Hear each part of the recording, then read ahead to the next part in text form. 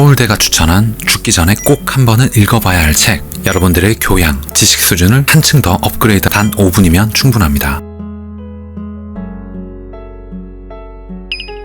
안녕하세요. 따독따독입니다. 따독따독은 여러분들의 매일 1%의 성장을 응원합니다. 오늘은 책 이기적 유전자를 가지고 왔습니다. 저는 개인적으로 이 책을 읽기 위해서 오랜 시간이 걸렸습니다. 책의 두께도 두께지만 책 글씨도 굉장히 작습니다. 책 종이의 두께도 얇아요. 그렇기 때문에 방대한 내용이 담겨 있습니다. 이 책에 대해서 먼저 경고 아닌 경고를 드리는 거기도 합니다. 정말 어려운 책입니다. 그냥 어렵습니다. 그래서 오늘 기회를 통해서 여러분들이 한 5분 만에 이기적 유전자에서 얘기하는 인상 깊었던 내용들만 알고 가셔도 충분히 어떤 내용을 담고 있는 책이다 라고 얘기할 수 있을 겁니다. 드라마 스카이캐슬을 보신 적 있으실까요? 이 드라마에 이런 장면이 나옵니다. 고등학생 아이들이 이 책을 읽고 토론을 하는 장면입니다. 아, 나도 꼭 읽어야겠다 이 생각을 했어요. 근데 완독 후 지금 제 심정을 정리하면 두 가지 정도입니다. 첫 번째, 과연 고등학생이 이 책을 얼마나 이해할 수 있을까? 두 번째, 관련 업계 종사자가 아닌 한 책의 50%만 이해해도 성공이 아닐까? 저는 대략 15일 동안 책을 열심히 읽었습니다. 보통 일주일 정도 안에 책을 읽는다라고 가정했을 때 정말 오랜 시간이 걸렸고요. 힘들고 지루한 구간이 있었습니다. 매일 10장에서 15장씩 꾸준히 읽어나갔습니다. 갸우뚱하게 만드는 부분도 상당히 많았어요. 이 책에서 가장 인상 깊었던 부분을 이야기 나누고자 합니다. 오늘 요약만으로도 책의 30% 이상은 가져갈 수 있을 거라는 생각이 듭니다. 여러분들의 교양 수준을 올리시고요. 완독했다는 자신감에 한 번 더 자존감이 올라가실 거라고 생각합니다. 이 책의 저자는 30주년 기념판을 썼습니다. 이 자체가 큰 행복이 아닐까 저자 입장에서 생각을 해봤어요.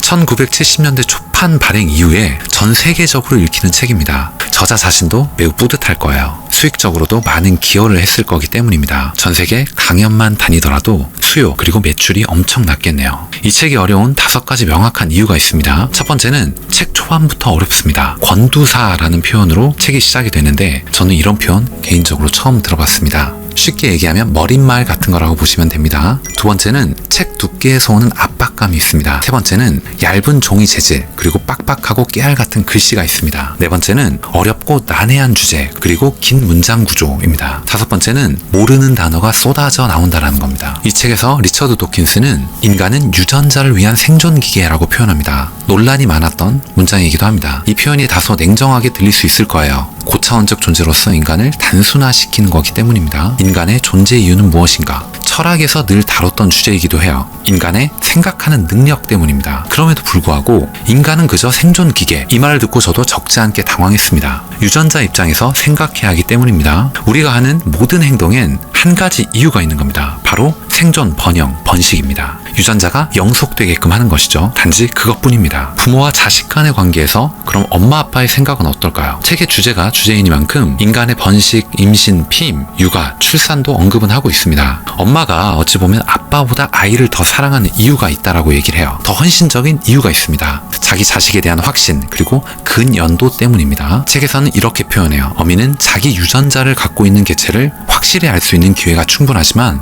불쌍한 아비는 속기 쉽다. 그래서 아비는 어미만큼 육아에 열중하지 않는 것이라 기대할 수 있다. 자연 선택에는 다 이유가 있습니다. 인간이 점점 자녀를 적게 낳는 이유는 뭘까요? 과다 출산하면 불리하기 때문입니다. 살아남는 새끼 수가 적기 때문이에요. 어미 그리고 아비한테는 물리적, 육체적 자원의 한계가 있어요. 책에서는 이렇게 자원이라고 표현합니다. 엄마가 투입할 수 있는 자원, 물리적, 시간적, 에너지 이런 것들을 자원이라고 해요. 근데 이런 것 또한 공공의 이익을 위해서는 아닙니다. 다만 자기 자손의 출생률 최적화를 위함입니다. 살아남는 새끼 수 최대화에만 힘씁니다. 그러면 새끼를 계속 낳는 것 그리고 지금의 아이를 잘 키우는 것 둘 중에 무엇이 옳은가라는 것이죠. 책에서는 후자의 힘을 싣고 있습니다. 지금까지 키운 아이에게는 이미 자원을 투입했기 때문이에요. 무조건적 사랑을 준 어미 또한 이 선택을 선호합니다. 다소 이성적인 판단으로 보일 수 있겠지만 이건 사실입니다. 책 이기적 유전자에서 리처드 도킨스는 이러한 주제를 가지고 주장, 이유, 논거 제시를 합니다. 계속적으로요. 그래서 참으로 어려운 느낌이 드는 겁니다. 이번에는 형제 사례 여기에 대해서 얘기를 나눠볼게요. 각자 생존을 위해서 최선을 다한다면 자신이 더 많이 보살핌 받고 먹어야 하는 이런 본능이 있다면 냉정하게 들릴 수도 있겠지만 야생에서는 실제로 벌어지는 일입니다. 자식들은 종국적으로 부모를 속이는 행위를 할 수도 있어요. 더 배고픈 척하게 됩니다. 충분히 먹고도 못 먹은 척해요. 더 챙겨달라고 큰 소리로 외칩니다. 살아남기 위해서요. 책에서는 인류에 넘치는 주장이 여기서 딱 한 구절 나옵니다. 인간 윤리에 대한 교훈이라고 말해요. 우리가 자식들에게 이탈 이타주의를 가르쳐야 하는 이유입니다. 자식들은 생물학적 본성에 이타주의가 없기 때문이에요. 본인이 살아남는 게 최우선이기 때문입니다. 생존을 위해서 다소 영악해져야 하기 때문입니다. 어찌 보면 인간이 번성할 수 있었던 이유, 이게 바로 교육된 이타주의라고 생각합니다. 타인을 배려하고 공감하는 자세죠. 이건 일종의 돌연변이었을 수도 있어요. 자신의 생존이 급급한 상황 속에서 타인의 생존도 걱정하는 사람이기 때문입니다. 그럼에도 불구하고 인류는 이렇게 오랜 기간 번성하면서 지구를 지배하고 있어요. 이게 바로 이타심에서 나온 게 아닐까 생각됩니다. 이 책에서는 여러 가지 새, 조류, 어류, 포유류 다양한 것에 대해서 얘기를 하지만 아무래도 인간에 대해 얘기한 부분이 가장 흥미로웠어요. 특히 남성이 육아에 소홀한 이유가 재밌습니다. 애초에 시작부터 다르기 때문이에요. 두 가지 정도로 정리 요약을 해보자면 첫 번째는 양분의 양 자체가 다릅니다. 난자와 정자의 차이를 따졌어요. 크기 자체가 다르다는 거죠. 암컷이 만들 수 있는 자식의 수에는 한계가 있어요. 난자는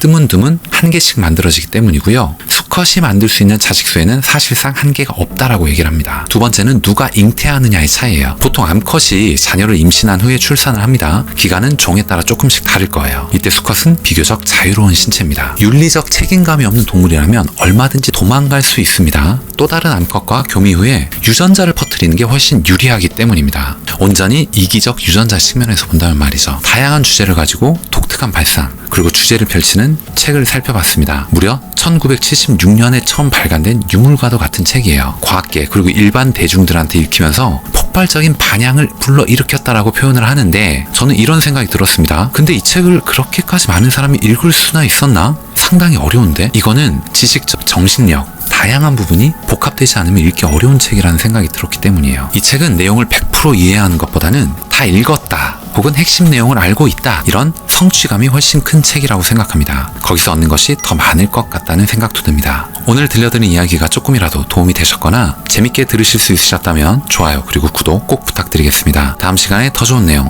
더 좋은 컨텐츠를 가지고 인사드리도록 하겠습니다. 그리고 혹시 이 책을 읽어보신 분이 있으시다면 머릿속에 들었던 생각과 의견들을 자유롭게 댓글을 통해서 남겨주세요. 다음 시간에 더 좋은 내용, 더 좋은 컨텐츠를 가지고 인사드리도록 하겠습니다. 이상 따뜻한 성장을 꿈꾸는 따독따독이었습니다. 감사합니다.